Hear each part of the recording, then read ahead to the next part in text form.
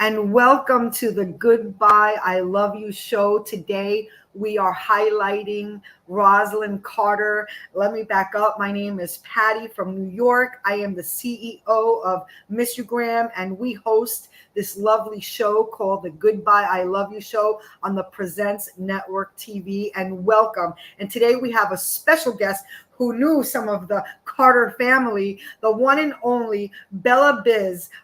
She has a show called BelaUnplugged. She wears a lot of hats, and we are eager to hear more about what she has shared in her journey. And over to you, Bella. Well, first of all, I want to say thank you, Patty, for having me on your show. And thank you, Martin. I want to say Marty. Thank you, Marty. My name, as Patty just said, is Bella, but I refer to Patty as Queen Patty. So please don't get mad at me. We cross many genders, okay? But I am Bella, and I'm going to start out by saying this. Although I never met Mrs. Rosalynn Carter, really, God bless her soul, I never physically met President Jimmy Carter, but we're going to talk about who I met tied to the family, and that is the grandson.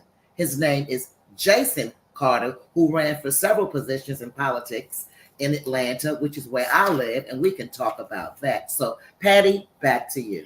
Thank you so much. Yeah, so the thing is that really, hit my heart was when she passed away. Obviously, the whole world tuned in.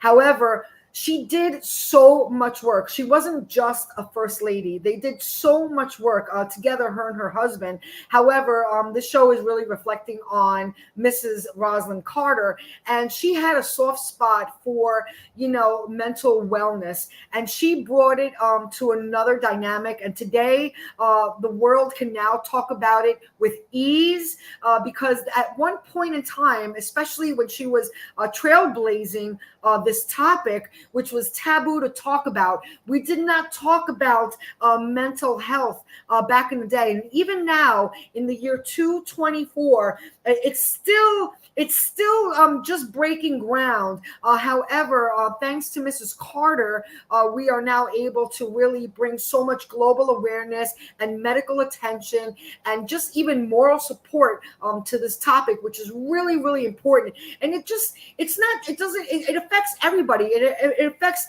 you could be born with such disabilities that affect your mental well-being, and also sometimes life could happen to you, like being a veteran and you come back from the war, and you know what, we need to address that too, because there is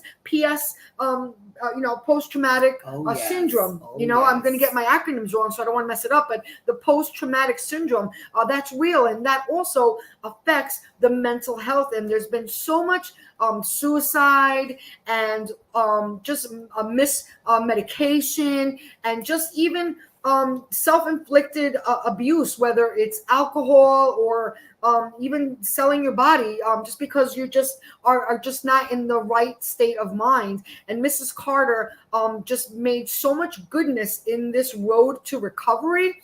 And I just want to thank her for it, because I'm definitely a big advocate. So when I met Bella and she was sharing about the funeral of Mrs. Carter that you were invited to attend, and you shared how you knew the legacy of Mrs. Carter. So take it away. What would you like to share about the legacy that you know about? Thank you, Patty. And again, thank you for Patty's community and Martin's community. Let me tell you something. First of all, did you know, little known facts community, Rosalynn Carter and President Jimmy Carter were married for, okay, you ready? Lean in. 75 years. That's 7, come on, and 5.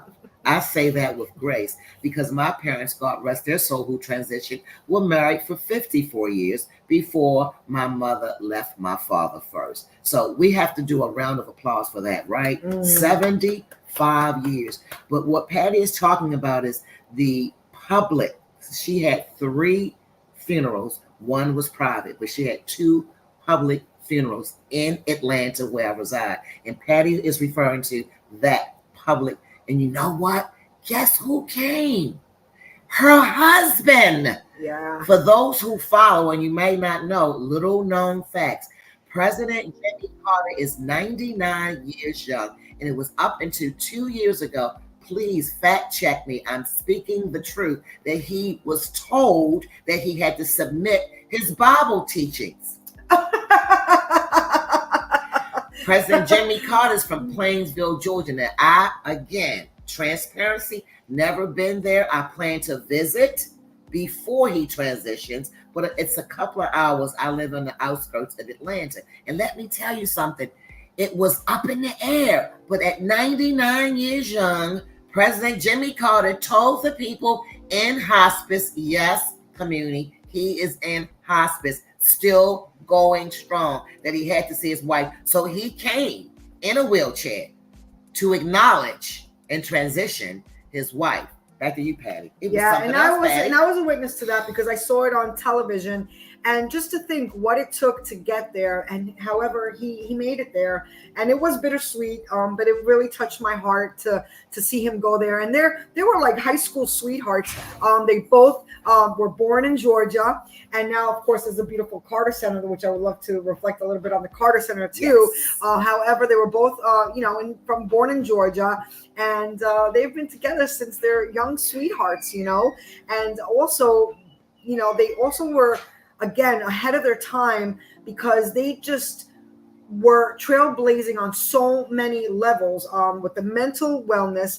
And also, I love that they were just always inclusive, Absolutely. And that's really, really important, and I would love to talk a little bit about that too. And also the Carter Center. Tell us a little bit about the Carter Center. Well, since she asked, community, I have to be obliged and I have to answer, right?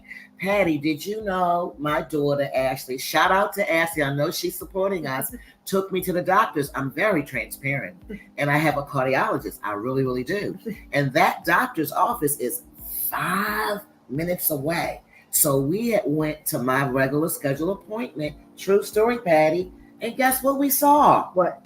The presidential car. Oh, no, really. That's cool. Vice President Kamala Harris was actually in that day. Oh, wow.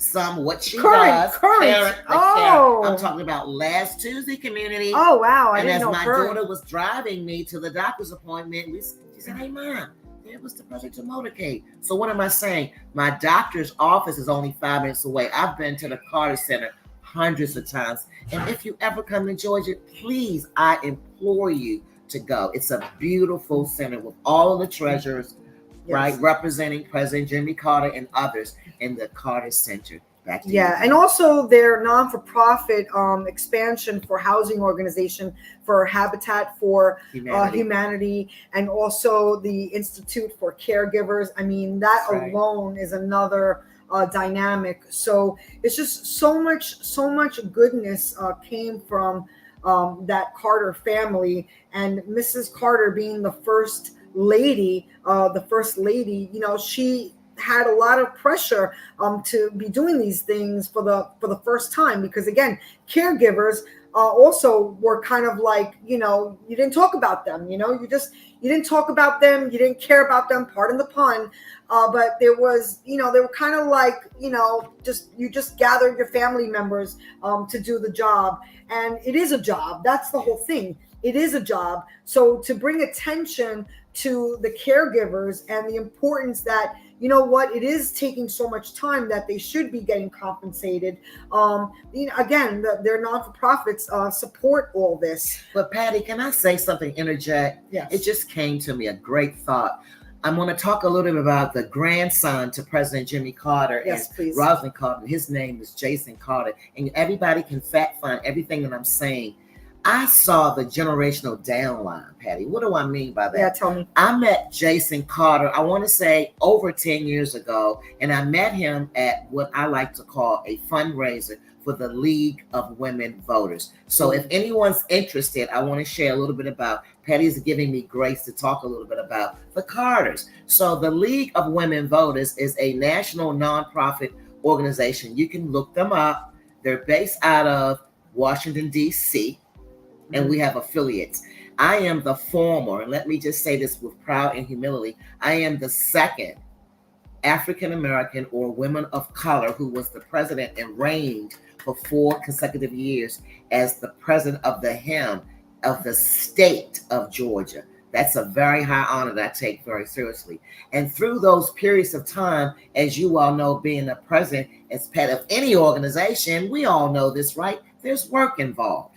And we had put a fundraiser on, Patty. And of course, me doing events is what I'm a certified event planner. Yes. We did an event. Yes. And he came on behalf of his father. And he spoke for 35 minutes. Let me tell you something, community. I heard President Jimmy Carter and his grandson. Wow. Now, Jason Carter, we're faith believers, right? We believe in God. He did run for the Senate. He did not win, but he's still active in politics. And what am I saying, Patty?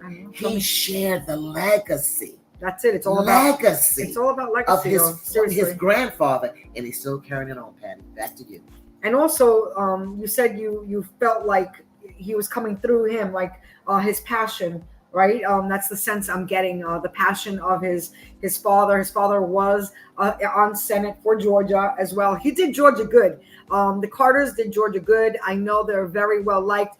Could you tell me a little bit about the relationship with the King family? Oh my goodness. Patty is on all cylinders, and I hope she invites me back because I have so many stories to tell. But yes, Patty, the connection with the MLK family. I also is again privileged. Hear me, community. Again, privileged. See, I want to tell you a little teeny bit about myself, if I may, Patty. Please. I was born and raised in Baltimore, Maryland, and I used to read. I had a love for history, not just Black history, all history. And you know what? I would dream about things. But Martin Luther King resonated with me, Bella.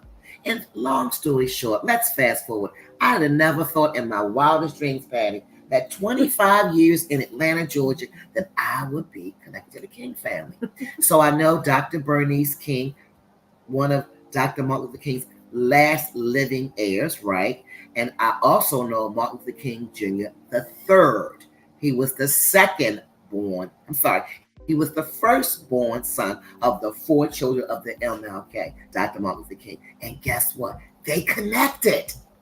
It's all interconnected, right? And so Jason Carter, I saw him several times over the years, Patty, doing, I say, advocate work. Let's call it that for the community. Back to you, Patty. Yeah, and that's what it's about. It's about, we might miss them. However, their work continues. And that's the important part, even through these non-for-profit foundations, the Carter Center, which hosts so many amazing shows, like one you just hosted. Yes. Could you share a little bit about that show? Which one? The most recent one with the awards. It's a little bit about Black history as well. The music awards. Oh, the music awards. Yeah. Oh, that one. Oh, that one. Well, and that was at the Carter Center again. Patty likes to. I'm sorry. If you all haven't figured out chemistry, put you on the spot. We really love each other, but Yeah, she sure. loves to make me speak a little bit more because I don't like to bring attention. I really It's don't. true. Or talk about myself. But I'll put the flashlight on you. Yeah, well, she's talking about a little show that I did. I did a show, again, BelaUnplugged. Patty gave me the permission. Please follow me. I appreciate that. But I'm into legacy, right? I really am. And I did a show, 2 amazing women, and they are in negotiation. I would love them to come on this show as well, because that's what it's all about, community sharing. It's really caring. And they were the first woman. Her name was Michelle Duster. I'm going to say that slowly. Michelle Duster. She is the great, that's 2 greats, granddaughter to Ida B. Wells. For those of you who don't know who Ida, I-D-A, B as in boy, Wells, W-E-L-L-S, please look her up. I encourage you. She was an African-American woman in the 1800s who challenged voting rights. Can you believe that, of all things? And before the League of Women Voters was formed, which I am a part of, in 1920, lean in, there was this fabulous, I like to say, parade in Washington, D.C., 2 years before 1920, okay? And they worked and they walked for justice. And Ida B. Wells, because she was African-American, come on, let's do our research, she was told she could not be a part of the parade. What did she do? You will not defy me. She walked in the back with the hundreds of, I'm going to say, Caucasian women fighting for equal rights. So there you go. I had her great-great-granddaughter on my show. I'm going to have her on this show too. Patty's also talking about another woman. You might have heard of her. Tell us. It's history. It's not Black history. It's history. It's Madam C.J. Walker. Yeah. You might know her. I mean, she was only the first Black African-American millionaire doing a, can y'all believe it? She's on High on the Hog. She's on that show High on the Hog on Netflix. The turn of the century. I'll just say the turn of the century. And her legacy continues too. Her great-great-granddaughter name is Alelia Bundles, and I've had her on my show multiple times. Why is Bella saying all this, community? Because legacy matters. And I want to say one thing before we close this show. What's your legacy? Because you know what? We don't have to look at the celebrities. We are our own celebrities. Everyone is leaving a legacy. Guess what I say, Patty? They just don't know. And this is the thing, too, that I think is really important. And I think all this really stems from purpose, because purpose supersedes profit. The profit just happened to come, but it's a recycled ecosystem. So the profit of their legacy from their purpose just gives back. And it gives back, and it gives back. I do want to highlight a couple of beautiful timelines. In 1999, Mrs. Carter and Mr. Carter received the Presidential Medal of Freedom. In 2001, Mrs. Carter was inducted into the National Women's Hall of Fame here in New York, and Seneca, New York. And also, she made it into the Hall of Fame, only the third First Lady to make it into the Hall of Fame, alongside with Abigail Adams, and of course our one and only Eleanor Roosevelt, who I love. And I just want to share Eleanor Roosevelt. She was right there when it was the Universal, Declaration for Human Rights, which is really, really important, human rights. And the Carters were all about human rights. They didn't see color. They didn't see disabilities. It was about being human. It's about doing the right thing morally. I don't think you need to have, a degree to know what's morally right. That should be an innate factor. However, some people just don't have it, maybe because they were young and didn't have the love they needed to know what's morally correct. Who knows why people do such horrible things? But the point is, there's people that do good things because they follow a purpose. We all are here for a reason, right? It's the mysteries of life. I love to talk about those things that people really don't like to touch.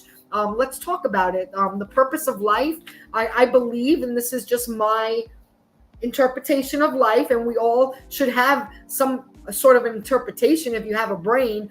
And my interpretation of life is that, I believe we come on earth to fulfill a purpose, and I don't think it's a purpose for the bad. I think it's a purpose for the good. But again, these are my opinions. Disclosure. And I do want to invite Master Chef Marty Mangello, if he'd like to share a little insight behind the White House curtains. Oh my gosh, yeah. Well, who better to have than your parole officer as the president of the United States?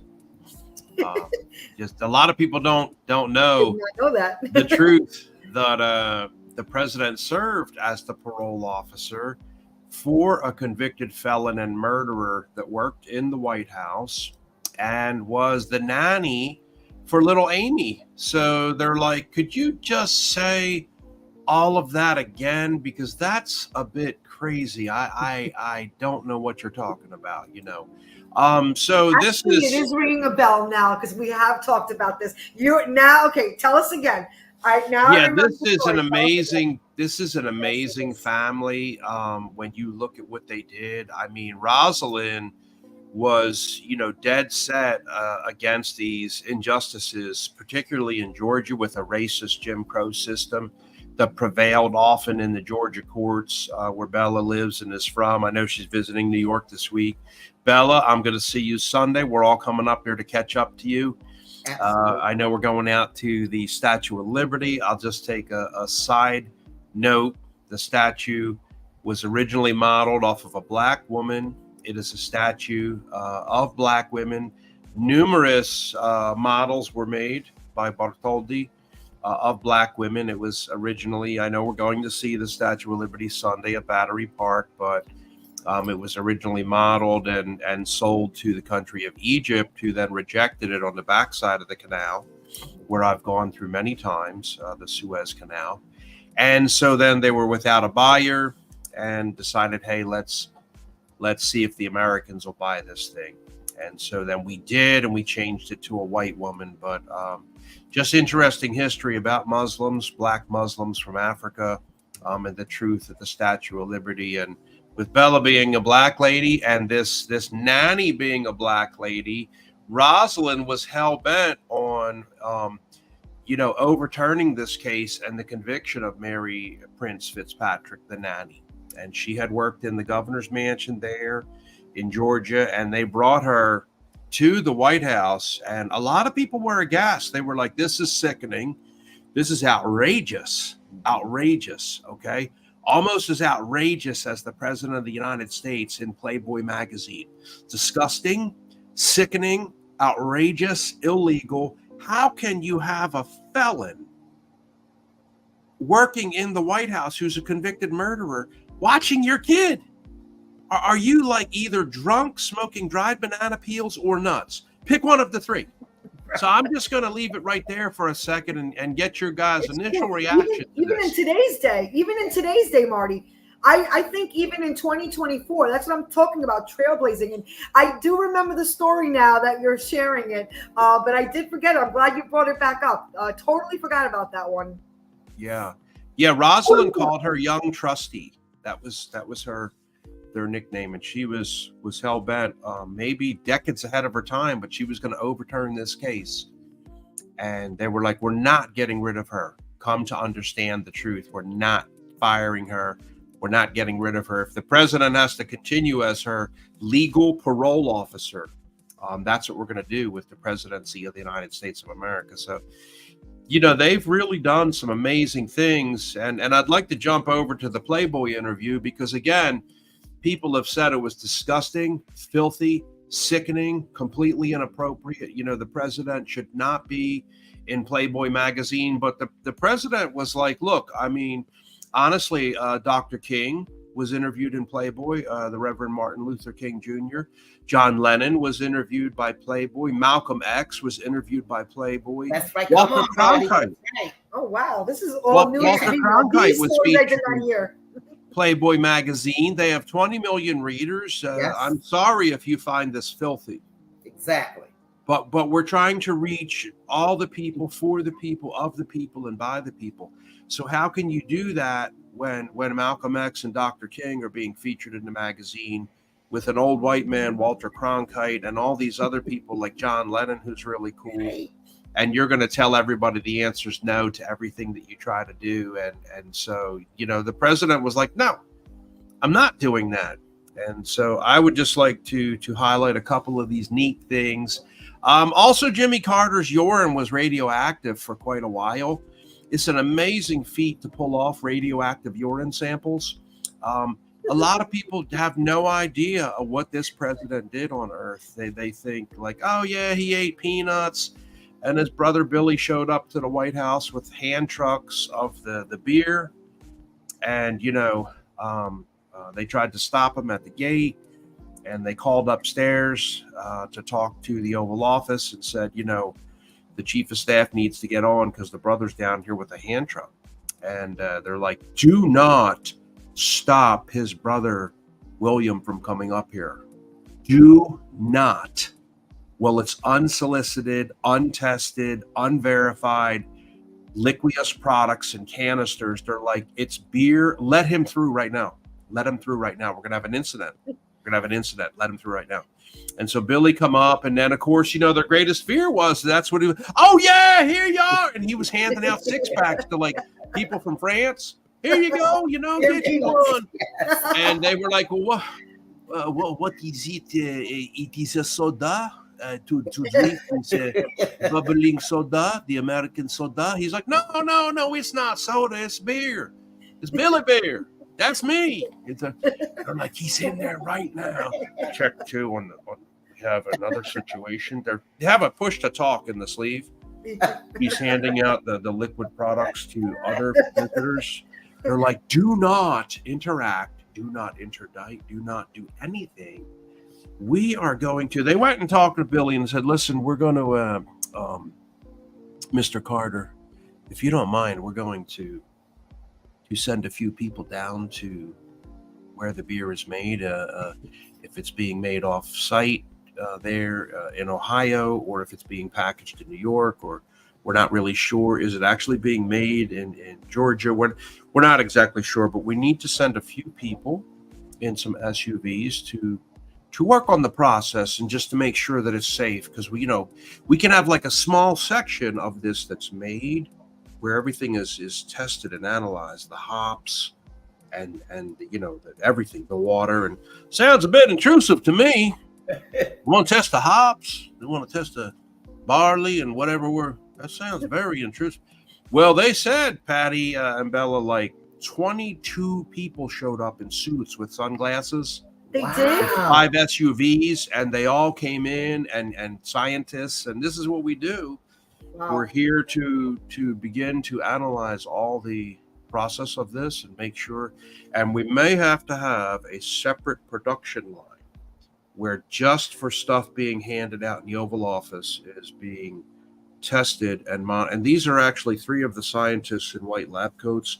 May I introduce them today? This is Dr. Robert, and they were like, what is all this? They're like, the president's brother is handing out. We do this also for M&M Mars Company, so please don't be. We have presidential M&Ms. We have Hershey's Kisses. We have, Altoids mints. We have Whitman's chocolate. Yeah, with the presidential seal, and so we have a segregated, separate line. Where stuff is made and manufactured, and everybody in there needs to go through background investigation. And so people in the factory sometimes will say, screw this, I'm out. No one's crawling through my investigation and my family. I don't need to work on this line to make beer or chocolates or M&Ms. I'm out of here. And they'll tell them, that's fine. You're just going to work in another regular section of the factory. You don't need to work on the presidential line. And I just was wondering if anybody has ever heard about these stories of the president's radioactive urine and how that occurred. No, let us know. How did that occur? I am curious. Yeah. Was it the peanuts? So, the president was a nuclear submariner, which will lead to another story. I knew he was in the Navy. Okay, I knew he was in the Navy. Okay. He was an officer, and he volunteered for the submarine service and went through Hyman G. Rickover's interviews and everything. So it's pretty amazing to see that at one point there was a problem with a nuclear reactor. And so the president traveled with a special team to Canada, and they built a duplicate nuclear reactor, and they could only go in there for 90 seconds each human. That was the stay time, is what we call that. I was a nuclear submariner myself in the Navy, 41 years on the payroll, 30 years retired Navy. I was a nuclear submariner my whole career. So your stay time is literally limited on the alpha, beta, gamma, and neutron radiation inside a reactor. And so the president's stay time was 90 seconds. And they said we would go in there. One guy would turn a wrench with a screw, get out. The next human would go in and finish doing the bolt and take it off, get out. The third guy would go in and get the bolt and bring it out. And so they were able to fix this problem with the nuclear reactor. This is well documented. Of course, everything I say is well documented with the Associated Press, UPI, the Wall Street Journal, the New York Times, the Times of London. I don't talk about crazy crap that's not documented. But they did all the testing, hair collection analysis, blood testing, everything, and everything was clear. And the president said, I did not get radiation poisoning, but it was strange. My urine tested radioactive for a half year. Wow. And he's obviously almost 100 now. What? He said, I made it. And the last story I got to tell you is the most amazing about I mean, I know it was amazing to hear the story about the black nanny in the White House that they trusted with their daughter's life, a convicted felon and murderer, whose case was overturned. But more interesting than that was a visit in the Caribbean where they pulled in, and the president said, we met with the governor, and I'm not going to name this country. I'm not going to name the island or the governor's name. Oh man! I'm going to let you guys out there on Instagram, Facebook, X, YouTube, LinkedIn. I'm going to let you go research this, okay? And shout out to Niza Matulia 22 on Instagram, Rickman56, MMPP 660. Thank you for joining us on Instagram Live today. But the submarine pulled in. They said we all went up. The governor was there. They had music and stuff. And then we got an invitation from a military aide came over and had an invitation. And so they wanted to invite them to a special gathering at the governor's mansion. And it was going to be like, coming up. It was not that day. So it's going to, get in your finery and your full dress whites and everything. And the one thing that the person said to them on behalf of the governor was, these black crewmen, though, even if you have one of them that's a black officer, but particularly the black enlisted sailors, please don't bring them over to the mansion for the event. And so they were polite in just listening to that. And so they went down below and told the commanding officer, look, we've got this invitation. It's a formal government invitation on behalf of the United States ship, okay, the submarine and the crew. But here's what they said, Captain. The captain said, bullshit, we're going right now to the mess decks. I want the whole crew assembled ass on the mess decks right now. So the whole crew comes up, except for a few watchstanders that have to obviously stay on watch with machinery and stuff like that. And they come up, and the commanding officer presented the entire information to the crew and said, I'm not going to make this decision. I'm going to put this out to the crew. Do you want to go to the event or not? And this is for the whole crew, because we're either going together or not. And the crew voted it down, and the commanding officer said, that's it. Thank you for your vote today. We're not going to decline the invitation. Go on ahead and send a formal declination. We have no desire to go to their event. One for all for one. I like that. You historians, you look up who this country was and who that governor was and who the legacy of their stain on earth within the human race. And don't be surprised when you find out exactly this incident of what I'm talking about. Wow. We got homework to well, do. Patty, I want to say something to you and Martin, because it just came into mind, and I will be remiss. So Martin and Patty, this is a real big shout out, and it is verified. I don't know if you know this, Patty knows, but I have several mentors, Martin, and one of them is Ambassador Andrew Young. We converse a lot, and he knew I was coming on his show. He wanted me to tell you and Patty Godspeed, but I wanted to interject to let you know that under President Jimmy Carter, as you well know, Martin and Patty, he was deemed ambassador, given the title by President Jimmy Carter. And believe it or not, just like President Jimmy Carter, who is 99 years young, he is the longest and oldest living president out of there's 4 more presidents. Wow. Do your research. There's 4 more, but he's the only living longest president of the United States. 99 years young, President Jimmy Carter. Wow. But he was sanctioned and he gave the title and crown, you know this, Martin, to Andrew Young, who was the right-hand person to Dr. Martin Luther King. And he's 90, just turned 92 years young. And Martin, I can't keep up with him. Bella, what are you gonna do today? I'm like, I don't know, because he keeps me going. So shout out Martin and Patty from Ambassador. And I did Andrew not Young. know that little secret. I did not know that. That's really, really cool. And I knew you knew Andrew Young. However, I didn't know Mr. Carter was the one that named that. And Marty, I do have one question for you. Do you have any you remember any of either Mr. or Mrs. Carter's, other than peanuts, favorite dishes or memorable dishes?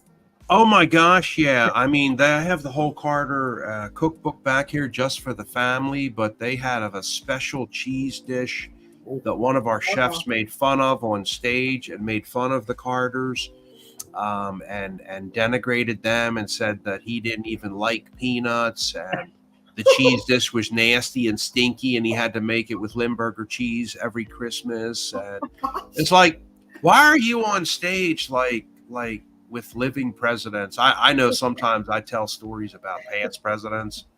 They're always true. Okay. But like living presidents and actively making fun of them on stage at the Washington Convention Center in Washington, D.C.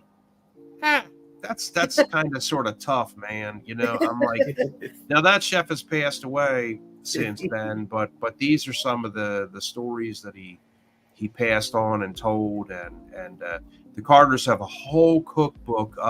One of the most recent recipes we just did, Patty, the Carters with the Jimmy Carter cornbread. We did a huge fundraiser for a family here that had their entire house burned down 3 days after Christmas. We had a big benefit dinner. And I do remember that, though. Yeah, here in Kings Mountain, North Carolina, in Cleveland County, North Carolina. So we did the Carter cornbread we did pinto beans for LBJ, and we had a Dolly Madison's favorite cake.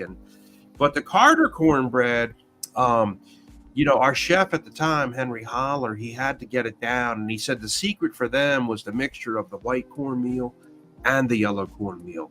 And so that is their secret for the Carter. Yeah, the Carter cornbread. So that's just one example of many examples. Okay, now I'm getting hungry. Yeah. And we went crazy yesterday. I mean, with the whole Irish American chef, Kathy Buckley, and the brand new exhibit and cooking Irish soda bread. Oh, yes. So tell us, so you're going to be speaking on that on Sunday. If you want to tell us a little bit more. Yes. We're debuting the new exhibit for Catherine Mary Buckley, the executive chef to the President of the United States of America. She ran the White House kitchens for 3 presidents. Wow. And she was an Irish immigrant who moved to New York. J.P. Morgan hired her to work in his home as a chef. Sight unseen, he tasted her food one time in Waterville at the Butler Arms Hotel in Waterville Island in County Kerry, and he said, "I'd like to have the executive chef of the hotel come out." And so she came out, and he was like, "Oh gosh, it's a lady." "It is a lady. I'm Kathy, Chef Kathy. Good to meet you, Mr. Morgan." And he said, "I want to hire you. I want to have you come to the United States, to New York, on a ship and cook in my homes." So part of that Sunday, Patty, and this week is our research at the J.P. Morgan Library and the Morgan Foundation this week. And this will complete our trip to Kerry, Ireland, County Kerry, also, and complete, of course, all of our studies of actually cooking in the White House kitchen. And Kathy's exhibit opened. Kerry butter too? Is that the Kerry butter? That's it. That's it. Yeah, the very famous Kerry Gold. So the exhibit opened last night, and we made for the first time. It's so unbelievable. This 1920s recipe of Dublin cookies from Kathy's cookbook by Vincent Carmody. I heard you made some scones. I smelt it all the way. Oh my gosh, the cranberry scones. We had the shamrock cake. We had Walt Disney's leprechaun trifle. Which Walt also went there to do research about a Disney movie. He was in Waterville for 2 weeks. We had such a party last night. It was crazy. This place was packed. And then everybody ran home to watch the debate as quick as they could. I know you shared some pictures.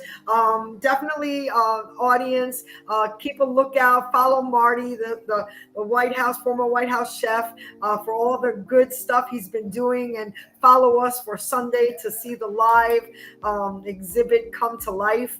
And we're just really, really excited here. Thank you so much for joining us.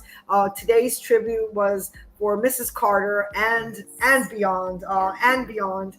We thank everybody for joining us, and again, just keeping it real. Yeah, Well, I absolutely. didn't get it, Marty. I didn't mean to overtalk. I just want to say thank you. My mother, God rest her soul, would be mad. She just taught me etiquette a long time ago, Martin. That stuff stays with me. So thank you for having me, Martin. Thank you, Patty. Hopefully I can come back Oh, again. and your famous salutations, please. Oh, shalom.